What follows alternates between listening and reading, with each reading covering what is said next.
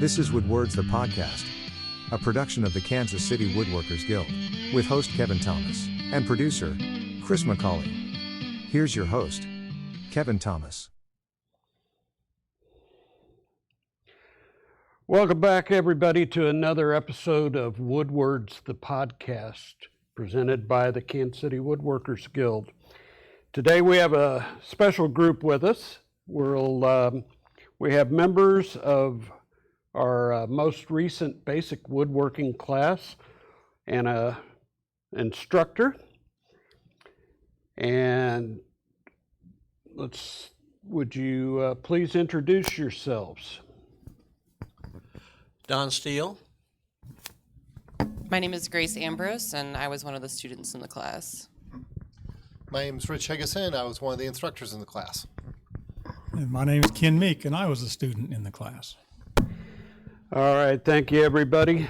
Is everybody ready to get started? You bet. Yep. Sure. Okay.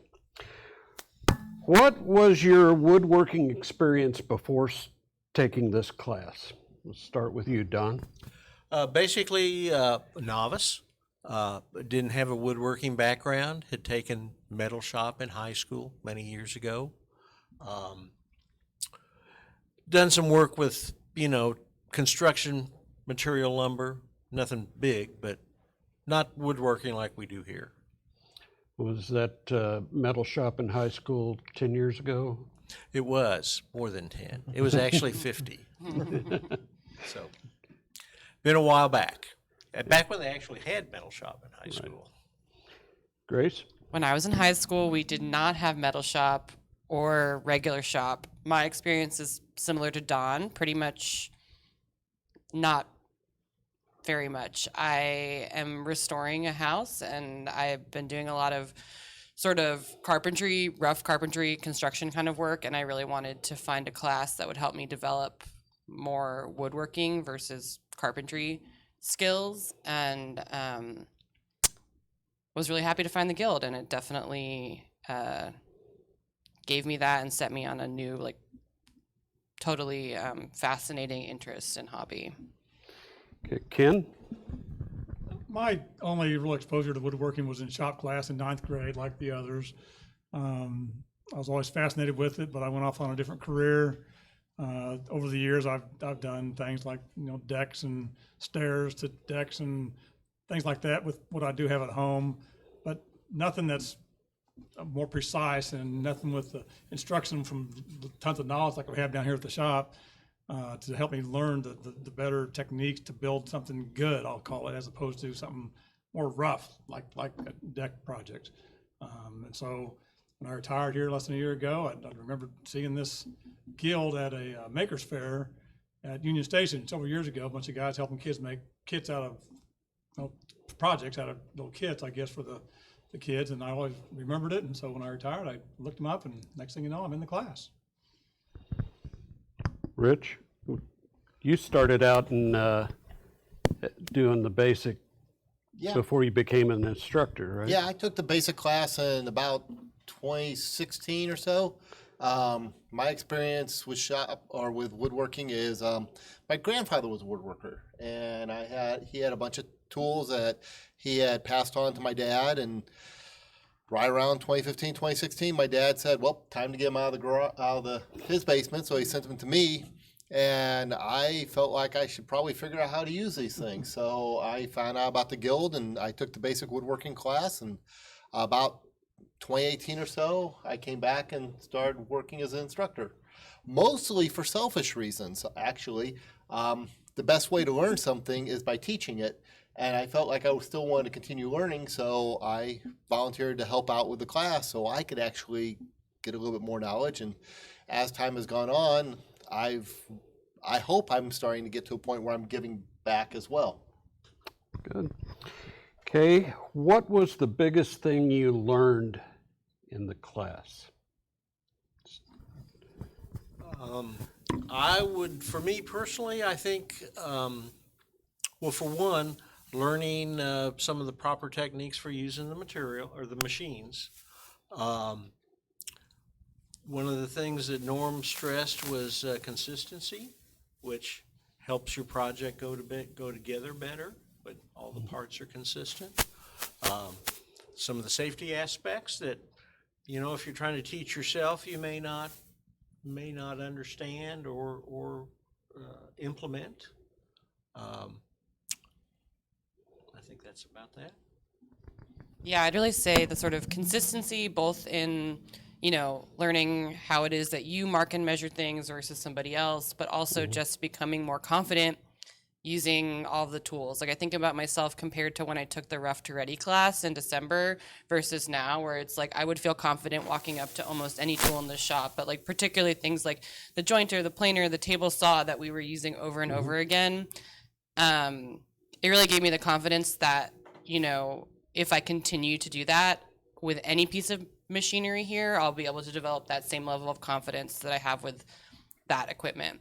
And I think also like more broadly, what Rich was saying about teaching, and I thought that was one of the really cool things about the class was like learning from teachers who also felt sort of like our peers here at the Guild, fellow members, learning from each other. And then I too am planning to come back and just like sort of volunteer helping with the next class. I mean, I don't think I'm ready to teach anyone anything yet, but while I was doing the class, my roommate, she's also a member of the Guild. She couldn't get into the class because it filled up so quickly.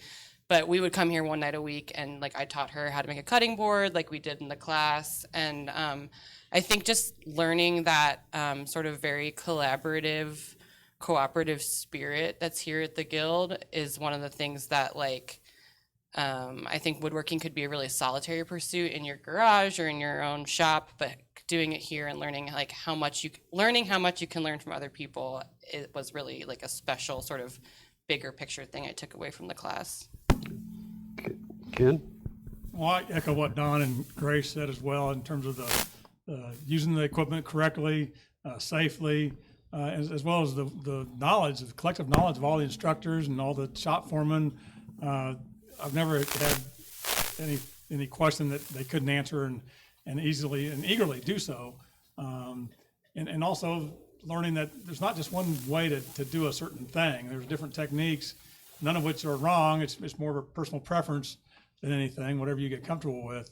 And along those same lines, one thing I learned is, well, when you do goof up, it's not the end of your project. I know when we went to go do the mortises that one night, and I get up there and Wes says, well, your legs aren't square. And I thought, what do you mean my legs aren't square? Well, apparently they weren't. I think when I cut them on the table saw, the blade must not have been square. But there's ways to work around that. And so I learned that again, being consistent, as Don mentioned, there are ways to salvage some problems you might otherwise have, given up on. So I've been real impressed with that kind of knowledge that I've experienced, not just during the class, but other times I've been here working on other projects as well.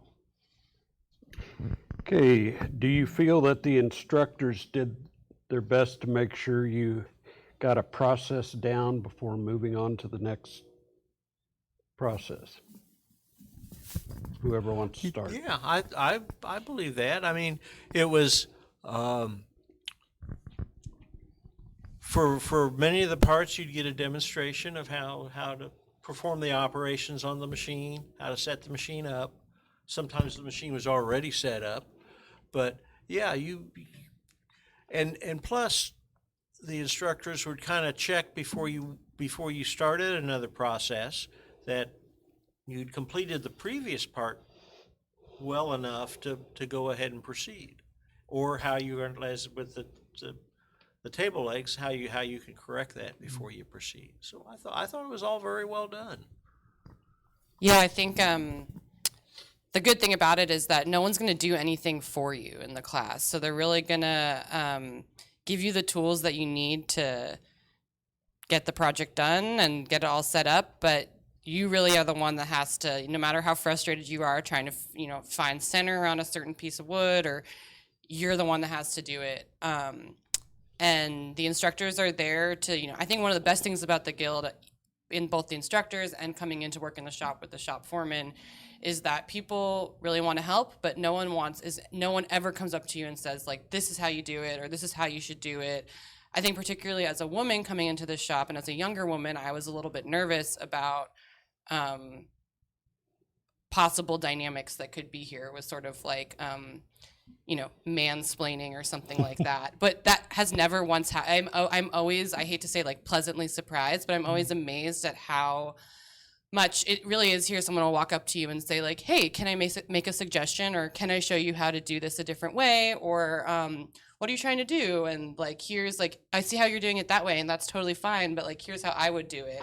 And it's never this is how you should do it, this is the only way to do it, you're doing it wrong. It's like one of the most sort of positive,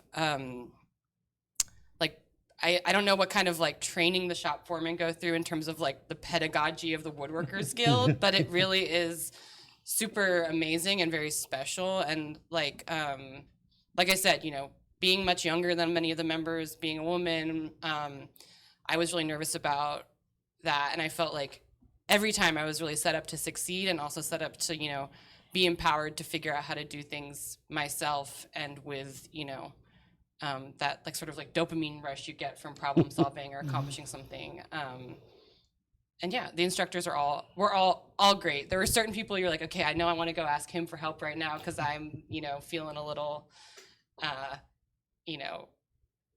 he's going to be the sort of, like, most fun to figure out this project right now. Or sometimes you're like, okay, I got to go ask Norm to help me solve this problem that if I'd done it right the first time, it wouldn't be messed up like this. But yeah, it was great. It was very positive.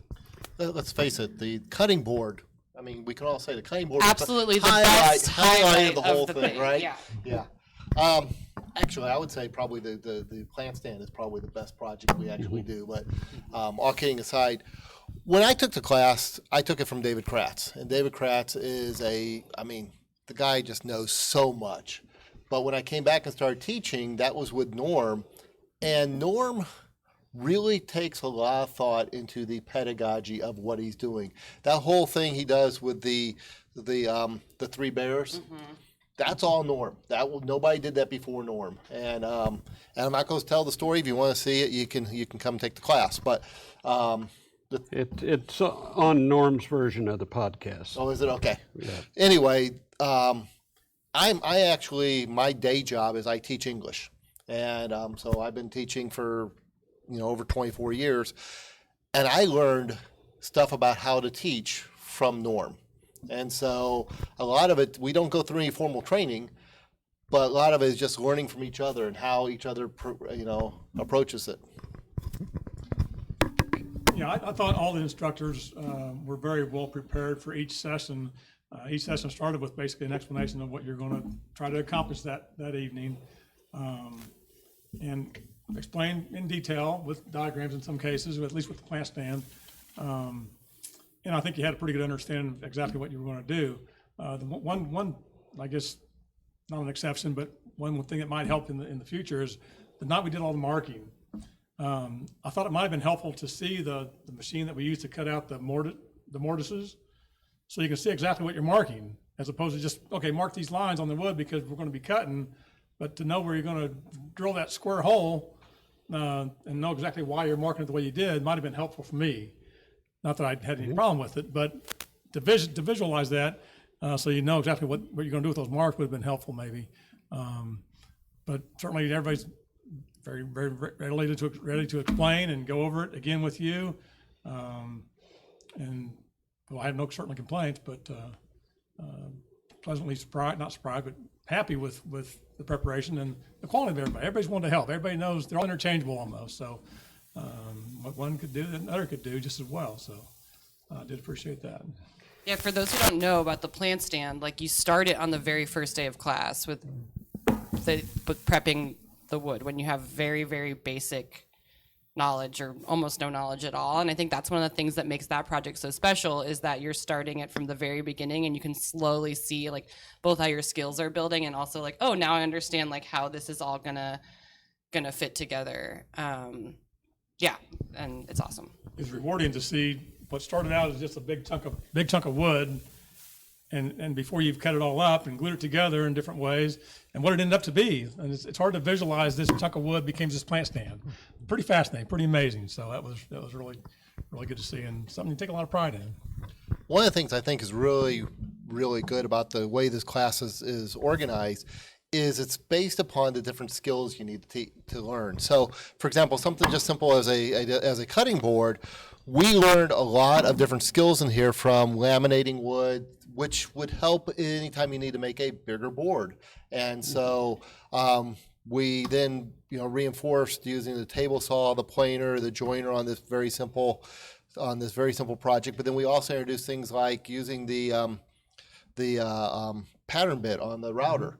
And that's something that many students have never done before. So each project takes what you know and then takes it just a little bit further. And from the assortment of projects that they have, when you finish the basic woodworking, you've got skills to do a multitude of projects, much more than just the projects we did in the class. Yeah, and they build on each other, and also the pace of the class speeds up as you go. So it's like really thinking about now, it's like, oh, we could, I don't want to say slap together that cutting board or whatever, but we could do it a lot faster than we did at the beginning of the class. And that's a really good way, I think.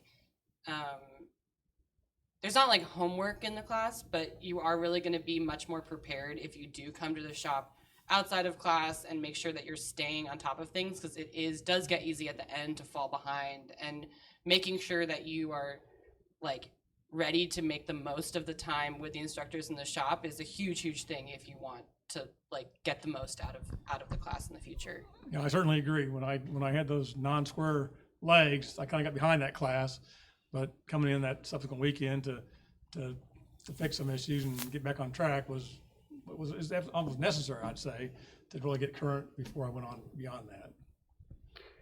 Okay, have you guys made anything since you finished the class? I have started working. Oh, I'm sorry. I've started working on a little shaker step stool, and I plan to work on a wall hung tool cabinet, small one. So, yeah, I'm liking it. Great. I've been out of town since the class ended, but I'm back now, and my next plans are I'm making actually 2 more of the same plant stand to practice some of that stuff. Some friends, they're like, oh, we like yours. And I said, okay, if you buy me the materials, I'll make you one for yourself.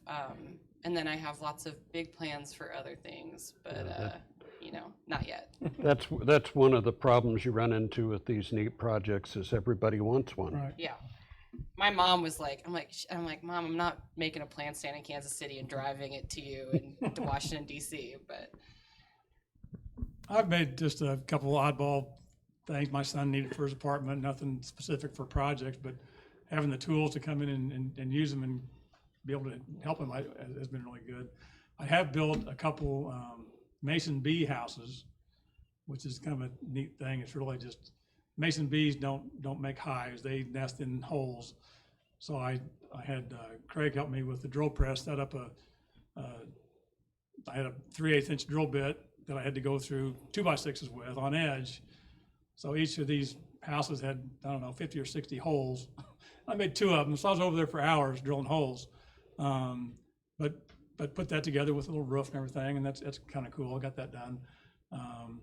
I'm in the process of making up some plans for a couple other things, one of which is a smaller version of the plant stand.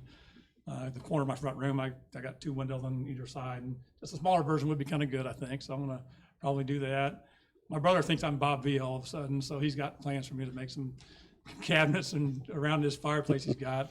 So I'm gonna try to help him out with that a little bit, but nothing great yet, but great things are in my future, I think. Will you all be moving on to the intermediate class when you have an availability? I have to wait and see how that works out. Evenings, driving at night has been a little bit of a problem for me, and so depending upon what time of the year the class was offered, maybe, but then maybe not. I'm planning on taking it in the spring next year if my internet trigger finger is good enough to get in the class. But I'm looking forward to taking some other classes before that, and even have been bothering Kevin and Norm with some of my own ideas for classes at the Guild. And that's another really amazing thing. We all felt very welcome, I think, to participate in not just the beginner woodworking class, but just with suggestions for the Guild at large. And that's really amazing. There was no feeling of like you had to prove yourself as a woodworker, or have to have been around long enough. Like everyone was very eager to hear, or they acted eager to hear ideas and suggestions and all of that. I'm actually on the wait list for the intermediate class that begins in September. So I hope somebody can't attend and I get bumped into that class. Because it's like the Grace alluded to, when that email came out in February, I was warned in advance, you better hop on it quickly because they fill up very quickly. I was down at the Sprint Center or the T-Mobile Center right at KU tip-off at 7 o'clock, checking my phone to get signed up for this class. So I was lucky to get in, quite honestly, but I will take the intermediate class if I get in this fall, or if not, I'll be waiting at 7 o'clock on that Tuesday whenever it comes out next year. So, and maybe some other classes as well. Okay, how far do you plan to take your new skills? I hope to eventually build small boxes and smaller picture frames, mostly to give as gifts. And I did get signed up for the Dutch tool chest class, and I'm really looking forward to that. And that'll be primarily a hand tool class, which is kind of what I really like. So I'm looking forward to that. I've started building like a little shop at home, which has been cool. I'm really interested. This has been really exciting to learn a new skill, and particularly something with your hands as someone who's on the computer all day long. It's been really getting my creative juices flowing, and like, sounds silly, but been following a ton of woodworkers and other people on Instagram to get ideas for furniture to build, or even just like watching different techniques and skills and how to use tools, or looking at how, like, different kinds of wood that people are using. And that's been a really, really exciting and inspirational thing for me. So like I said, I have big plans for my house that I'm working on to, I have a friend who's a cabinet maker, and I'm going to work with her to build cabinets for my kitchen. And I want to build built-ins with the fireplace and other kind of, I have expensive specific taste, but I have no money. So, a lot of sort of like mid-century Danish furniture that I really love and think is super beautiful and is really expensive now to find, just like kind of looking at some of that and thinking about, hey, I could make that. I've gotten a bunch of books and really have been, thinking about working through projects that there are plans for in the library, and trying to keep up sort of, like I said, I come with my roommate once a week and just try to really keep that habit going where it's just like, keep at it. And, I don't necessarily see being a professional woodworker in my future, but Never say never. Never say never. It could be a really, interesting and rewarding thing. So yeah, I think I've because of this class sort of like unlocked a new sort of real interest and passion, and looking forward to continuing. Yeah, I'm not sure. I don't have any specific plans for making anything in particular, but I'm fascinated with woodworking in general. I find myself looking at all kinds of sites on YouTube. There's millions of them out there, as Grace mentioned. The CNC machines got me really fascinated. I'd like to get into that, and I've done a tiny bit with that. I made one sign, but it was really crummy wood, and it didn't come out too good. But it's amazing what you can do with that darn thing. Some purists may not say it's really woodworking, but It is. but it is. So I'm fascinated with that. But I do think I will continue to renew my membership and come back, take classes, and make things.